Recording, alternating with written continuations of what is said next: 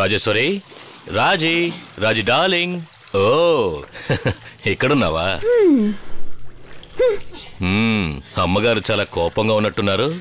సారీరా, ఈరోజు త్వరగా వస్తారని చెప్పాను కరెక్టే, అయినా ఏం చేయమంటావు, ఈ ఎన్కౌంటర్ టెన్షన్ లో మన వెడ్డింగ్ డే సంగతే మర్చిపోయాను. సారీరా, క్షమించు ప్లీజ్. క్షమించడానికి నేనెవర్ని? నేనేమి మీ మొదటి భార్యని కానుగా. మీరే అన్నారుగా నా మొదటి భార్య నా డ్యూటీ అని. హే, నన్ను అర్థం చేసుకో రాజీ, నేను ఎంత రెస్పాన్సిబుల్ పొజిషన్ లో ఉన్నానో నీకు తెలుసు కదా. అదే కాకుండా ఈ మొత్తం పోలీస్ డిపార్ట్మెంట్ నా మీద నమ్మకంతో ముఖ్యమైన కేసులన్నీ నాకే అప్పగిస్తున్నారు. ఎందుకో చెప్పు, నేను సిన్సియర్ పోలీస్ ఆఫీసర్ అనేగా. అంతేకాకుండా నీకు తెలుసుగా, ఇటీవల హైదరాబాద్ లో నక్సలైట్ సమస్య, టెర్రరిస్ట్ సమస్య అని ఒక సమస్య తర్వాత మరొకటి వచ్చి పడుతూనే ఉంది.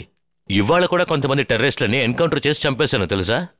అయినా నీ మీద నాకు ప్రేమ లేదనుకున్నావా? అవునవును, లవ్ చేసి మీరే కావాలని మా నాన్న ప్రాణాలు తీసి మిమ్మల్ని పెళ్లి చేసుకుంది ఈ మాత్రం దానికేనా? మీరే చెప్పండి, పెళ్ళైన తర్వాత ఏ రోజైనా ఒక్కసారి నన్ను బయటికి తీసుకెళ్లారా? లేదు. ప్రేమగా తీసుకెళ్లి ఒక చీర కొని పెట్టారా? పోనీ అవన్నీ వదిలేయండి, ఎక్కడికైనా ఒక గుడికి తీసుకెళ్లారా? లేదు. ఇదిగో ఇది నేను, అంతే. ఏమండి, మీరు మీ పోలీస్ డ్యూటీకి ఎంత నిజాయితీగా ఉంటారో నాతో కూడా అంతే ప్రేమగా ఉండొచ్చు కదా. అంతే కదా, ఓ 10-15 రోజులు లాంగ్ లీవ్ పెట్టి మిమ్మల్ని అందరినీ ఎక్కడికైనా బయటికి తీసుకెళ్తాను. చాలా. ఎక్కడికి వెళ్దామో చెప్పు, జాలీగా వెళ్ళొద్దాం. ఎక్కడికి వెళ్ళొద్దండి, మీరు ఒక ఎస్టేట్ కొన్నారని చెప్పారు కదా, అందరం కొద్ది రోజులు వెళ్ళి అక్కడే ఉండొద్దాం. బట్ వన్ కండిషన్, అక్కడికి వెళ్ళిన తర్వాత మీ పోలీస్ డ్యూటీని పూర్తిగా మర్చిపోవాలి, ఓకేనా? ఓకే, అక్కడికి వెళ్ళాక నేను అతుక్కునే ఉంటాను. సంతోషమేగా. పోలీసోడికి మనసుంది, వాడికి ప్రేమించడం తెలుసురా. సరే, ఏడివిడు? వాడి ఫ్రెండ్స్ ని కలవడానికి సికింద్రాబాద్ కి వెళ్ళాడు. ఫోన్ చేసి అక్కడికి రమ్మని చెప్తాను. ఓకే? ఏయ్, నీ లగేజ్ అది త్వరగా ప్యాక్ చేసుకో, రేపు ఉదయాన్నే ఎస్టేట్ కి వెళ్తున్నావు. అలాగే అక్క.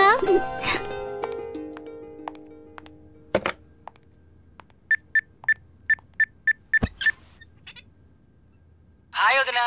ఎక్కడున్నావు? ఇక్కడే ఉన్నాను, చెప్పండి. ఏం లేదు, ఒక గుడ్ న్యూస్. గుడ్ న్యూసా? ఏంటది? రేపు మనం అందరం మన కొత్త ఎస్టేట్ కి వెళ్తున్నాం. నువ్వు డైరెక్ట్ గా వచ్చేయ్. ఓ, డెఫినెట్ గా వస్తాను. నీ ఫ్రెండ్స్ తో తిరుగుతూ రావడం మర్చిపోకు, అర్థమైందా? అలా చేస్తానా? త్వరగా వచ్చేయ్. మీకన్నా ముందే ఉంటాను, చూస్తుండండి. బాయ్. Bye bye. నాకైతే ఇక్కడికి వచ్చిన సంతోషంలో ఆకలే వేయడం లేదు. అంతే కదా మరి, హైవేలో కడుపు నిండా మెక్కొస్తే ఆకలి ఎందుకేస్తుంది? నాలా బస్సులో వస్తే కడుపులో రైళ్లు పరిగెడతాయి. చదువు సంజయ్ మాట తెలీదు గానీ తిండంలో మాత్రం అయ్యగారు ఫస్ట్. హలో.